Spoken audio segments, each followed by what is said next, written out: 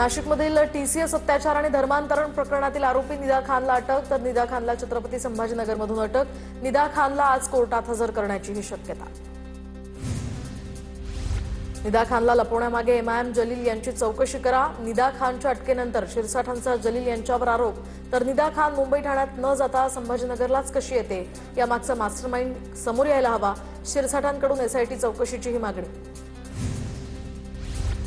2029ला देखील सुनेत्रा पवार बारामतीमधून निवडणूक लढवतील। सुनेत्रा पवारांनी मुख्यमंत्री व्हावं अशी बारामतीकरांची इच्छा, जय पवारांचं वक्तव्य। सुनेत्रा पवारांनी मुख्यमंत्री व्हावं किंवा नाही हा त्यांचा प्रश्न, विनायक राऊतांची प्रतिक्रिया।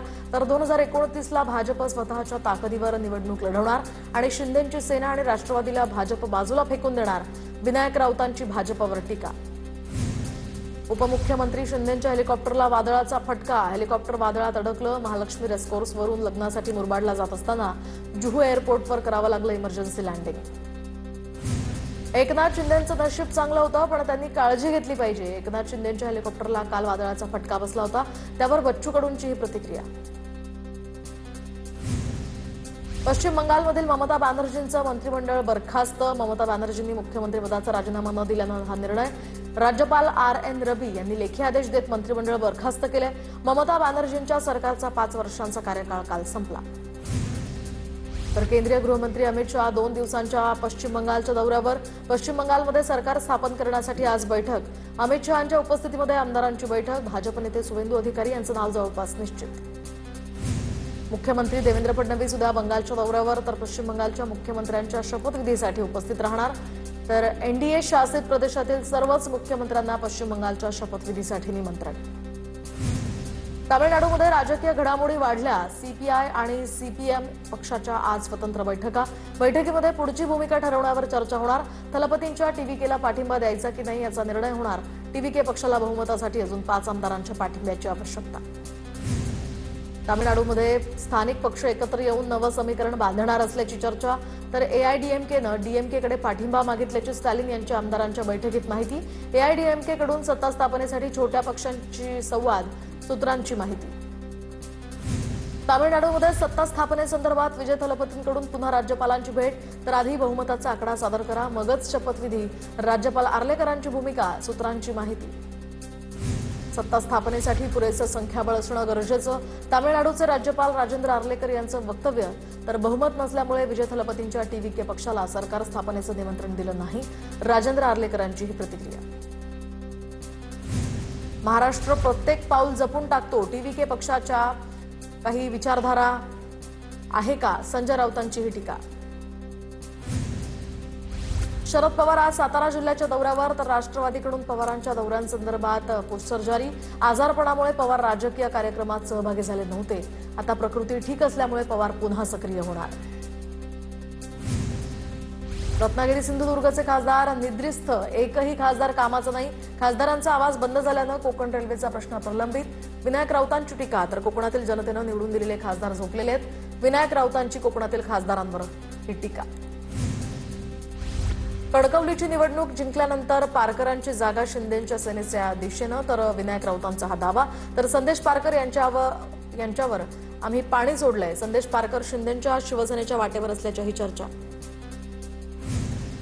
चंद्रपुरातील वाढत्या अपघाती मृत्यूंच्या पार्श्वभूमीवर अपक्ष आक्रमक, वाहतूक निरीक्षकांच्या निष्क्रियतेमुळे अपघातांचं प्रमाण वाढल्याचाही आरोप, निरीक्षकांच्या बदलीची आणि कडक कारवाईची मागणी। बोंधुखराच्या बँक लॉकरमध्ये आढळले 3 कोटींचे दागिने, 5 लाखांचे परकीय चलनही ईडीनं जप्त केले। 1 कोटी 10 लाखांचे सोन्याचे दागिने, 1 कोटी 59 लाखांचे चांदीचे दागिने जप्त, तर 5,19,000चे परकीय चलन लॉकरमधून जप्त। माढ्यातील दुसरा भोंदू बाबा पोलिसांच्या ताब्यात, आडेगावातनं वीरकर महाराजासह त्याच्या भावाला टेंभुर्णी पोलिसांकडून अटक, आज न्यायालयात हजर करणार। भोंदूनं आतापर्यंत 5 लाखांपेक्षा जास्त रुपयांची फसवणूक केल्याचं समोर। राज्यातील विविध भागांमध्ये घडलेल्या अत्याचाराच्या घटना संताप आणणाऱ्या, सरकारनं त्वरित एकदिवसीय अधिवेशन बोलावून शक्ती कायदा पारित करावा, रोहित पवारांची ट्विट करत मागणी। नसरापूर अत्याचार प्रकरणी शवविच्छेदन अहवाल समोर, तर मुलीच्या शरीरावर टणक हत्यारानं वार, शवविच्छेदन अहवालामध्ये मुलीच्या शरीरावर जखमा आढळल्या आहेत। नसरापूर प्रकरणातील आरोपीनं आणखी मुलींवर अत्याचार केलाय का या संदर्भात तपास सुरू असल्याची माहिती। आरोपी भीमराव कांबळे अल्पवयीन मुलींच्या अत्याचार प्रकरणामध्ये कारागृहात होता। कारागृहातून बाहेर आल्यानंतर अशी काही कृत्य केली आहेत का याचा तपास सुरू, अशी माहिती समोर।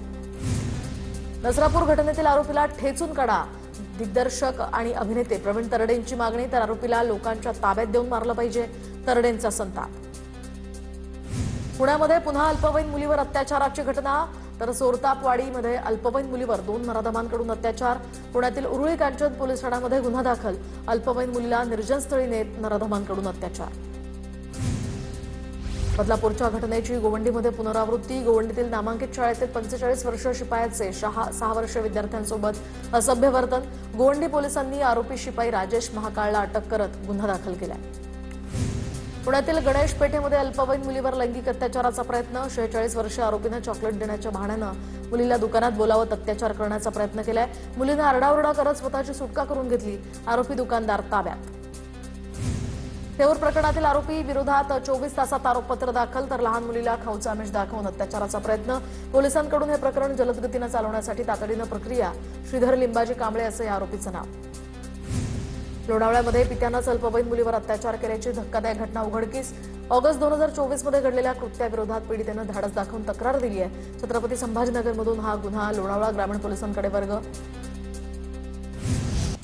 जालन्याच्या वालसावंगीमध्ये धर्मांतर प्रकरणाच्या निषेधार्थ मोर्चा। तर वालसावंगीमध्ये हिंदू संघटनांचा या घटनांच्या निषेधार्थ मोर्चा। गावामध्ये राज्य राखीव पोलीस दलासह दंगा नियंत्रण पथक सुद्धा तैनात। पश्चिम बंगालमधील भाजपच्या विजयानंतर अमेरिकेचे राष्ट्राध्यक्ष ट्रम्प यांनी पंतप्रधान मोदींचं अभिनंदन केल्याच्या बातम्या खोट्या। संजय राऊतांचं वक्तव्य। तर उद्या ग्रामपंचायत जिंकल्यावर सुद्धा ट्रम्प मोदींचं अभिनंदन करतील। संजय राऊतांची पंतप्रधान मोदींवर टीका। संभाजीनगरमधील अतिक्रमण हटाव मोहिमेची बच्चू कडू यांच्याकडून पाहणी। तर मनपाच्या पथकानं फुटपाथवरील मटके फोडून अतिक्रमण हटवलं होतं। फुटपाथवरील मटके या ठिकाणी विक्रेत्यांची बच्चू कडूंनी भेट घेतली आहे। 10वीचा निकाल जाहीर। 10वीच्या परीक्षेमध्ये 92.9% विद्यार्थी उत्तीर्ण। कोकण विभागाचा निकाल सर्वाधिक 97.62%। तर छत्रपती संभाजीनगरचा 88.41% निकाल। तर नेहमीप्रमाणे यंदाही 10वीच्या निकालात मुलींचीच बाजी। पैठणमधील शेतकरी प्रकाश गलधर यांना 1260 किलो कांदा विकल्यानंतर खर्च वजा जाता एकही उपाय मिळाला नाही। उलट हमाली आणि तोलाईचे पैसे भरण्यासाठी त्यांना खिशातून 1 रुपया द्यावा लागला। यामुळे शेतकऱ्यांच्या हवालदिल स्थितीचं दाहक वास्तव समोर। गोंदियामध्ये धानाचे विक्रमी उत्पादन अपेक्षित असताना धान खरेदी उद्दिष्ट अपुरं पडण्याची शक्यता। 9,17,000 क्विंटल धान खरेदीचं लक्ष्य। मर्यादित उद्दिष्टांमुळे शेतकरी हमी भावापासून वंचित राहण्याचीही शक्यता। रत्नागिरीमध्ये खरीप हंगामाची जय्यत तयारी। खरीप हंगामासाठी कृषी विभागाकडून 55,000 हेक्टरचं उद्दिष्ट निश्चित। गेल्या वर्षीच्या तुलनेमध्ये यामध्ये 200 हेक्टरची वाढ। खतं आणि बियाणांचा पुरेसा साठा उपलब्ध करण्यावर कृषी विभागाचा भर। हिंगोलीमध्ये पांदण रस्त्यांसाठी शेतकऱ्यांचा एल्गार। तर आम्हाला काही नको, फक्त आमचा पांदण रस्ता खुला करून द्या, शेतकऱ्यांची प्रशासनाकडे मागणी। नाशिकच्या नगरसूल गटातील शेतकऱ्यांचा पीक विम्यासाठी तहसील कार्यालयामध्ये संताप। तर कृषी अधिकारी आणि विमा कंपनीकडून टाळाटाळ। शेतकऱ्यांनी बैठकीत जाब विचारत तातडीनं मोबदल्याची केली मागणी। नाशिकच्या येवल्यामधील नांदूरच्या शेतकऱ्यांनी केळी लागवडीतनं यश मिळवलं। दरम्यान शेतकऱ्यांनी केळीच्या बागेतनं लाखो रुपयांची कमाई केली। यासह गुजरात आणि राजस्थानच्या व्यापाऱ्यांकडून थेट बांधावर जाऊन केळी खरेदी। जळगावच्या नवीन मुक्ताई मंदिराकडे जाणाऱ्या आता रस्त्यालगतच्या उसाला अचानक आग। तर शेतात आग लागून उजळून खाक झालं। त्यामुळे शेतकऱ्यांचं लाखो रुपयांचं नुकसान। आग लागण्याचं कारण अद्याप अस्पष्ट। नाशिकच्या मालेगावमध्ये कांदा उत्पादक शेतकरी दुहेरी संकटात। अवकाळी पावसामुळे कांदा भिजला। तर सध्या तीव्र उन्हामुळे साठवलेला कांदा सडू लागल्यामुळे शेतकरी चिंतेत। त्यातच बाजारातील कवडीमोल भावामुळे शेतकरी दुहेरी संकटात। बोदवडच्या डम्पिंग ग्राउंडला लागलेल्या आगीमध्ये 35 क्विंटल मका तर 40 क्विंटल ज्वारी जळाल्याचा हा शेतकऱ्यांचा आरोप। तातडीनं पंचनामे करून मदत देण्याची शेतकऱ्यांची मागणी। चाळीसगावमधील चांभर्डी एकलहरे या परिसरातील बंधारे कोरडे पडल्यामुळे शेतीचा प्रश्न बिकट। विहिरींची पातळी खालावल्यामुळे पिकं धोक्यात आली असून बंधाऱ्यांची उंची वाढवण्याची शेतकऱ्यांची मागणी। धाराशिवमध्ये 7 प्रकल्पांमधील पाणी पिण्यासाठी राखीव ठेवण्याचे आदेश। संभाव्य पाणी टंचाईच्या पार्श्वभूमीवर जिल्हाधिकाऱ्यांचे आदेश। तर अनधिकृत पाणी उपसा रोखण्यासाठी महसूल आणि पाटबंधारे विभाग देखरेख ठेवणार। वाढत्या उन्हामुळे जळगावातील गिरणा धरणातील पाण्याचं वेगानं बाष्पीभवन. गिरणा धरणामध्ये 32% पाणीसाठा शिल्लक, तर मे अखेरीस पाणी टंचाईचं संकट गडद होण्याची शक्यता. धुळे तालुक्यातील दिवाणमळा गावामध्ये पाणी टंचाई, तर ग्रामस्थांची पाण्यासाठी वणवण. अर्धा ते 1 किलोमीटर पायपीट करून शेतातील विहिरीतनं पाणी भरण्याची वेळ. पाण्याची समस्या कायमस्वरूपी निकाली काढण्याची मागणी.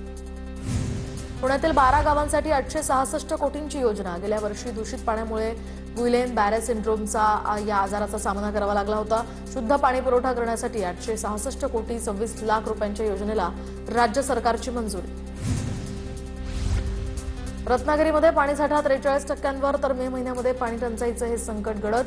दरम्यान या ठिकाणी अनेक ठिकाणी पाणी टंचाई भीषण जाणवत असल्याचंही समोर. अमरावतीच्या धारणी, चिखलदरा, नांदगाव, खंडेश्वर आणि वरुड तालुक्यामध्ये भूजल पातळीत घट.